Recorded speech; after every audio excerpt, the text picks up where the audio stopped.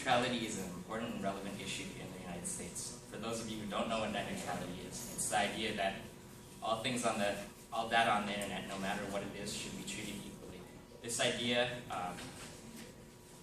applies to companies called ISPs, and your internet service providers. They're the guys that provide you with internet.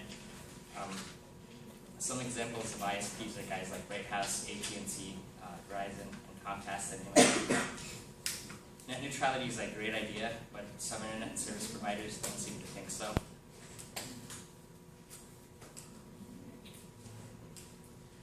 Let's say I have some pipes leading my house that provide me with the great and vast network highway that is the internet. The ISP's job is to lay down the pipe and establish the connection to the internet for me, kind of like how the water company would have to lay down a pipe to my house to provide me with water, because that's what I pay them to do. And once I have my internet pipe that I pay for working, I can do whatever I want with the internet, right? Wrong. What is happening right now in the US is that ISPs are limiting and sometimes completely blocking off certain internet services, things like Netflix, YouTube, and torrenting, to name a couple. Then because they control the pipe leading to your house, they can effectively filter your internet, and they can limit how much your downloading speed and all of that to like Netflix and YouTube. And companies like Netflix and YouTube can't really do anything about it unless they pay the ISPs to stop the limiting. And they usually do that because if they don't, they'll lose like tons of business in like areas that ISPs control. They basically get paid twice, and they don't plan on spending the money on improving the internet connection because it's really expensive. They want to keep their profit. But that's what net neutrality is there for, to prevent these things.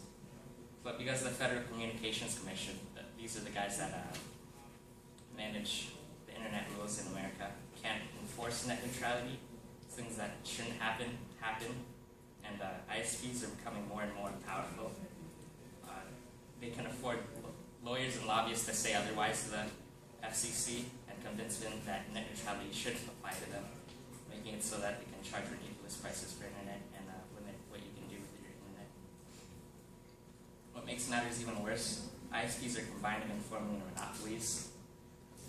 In some parts of the US, this is a huge problem, making it so that areas of the United States,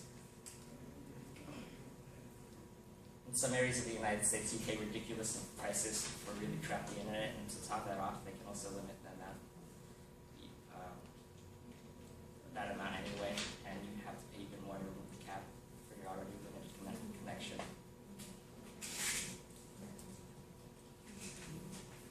You might be asking yourself, why don't these people just go to another company for internet? Well, you can't, because since they have monopolies established in these areas, you either have to deal with no internet and don't have to pay them, or move somewhere else.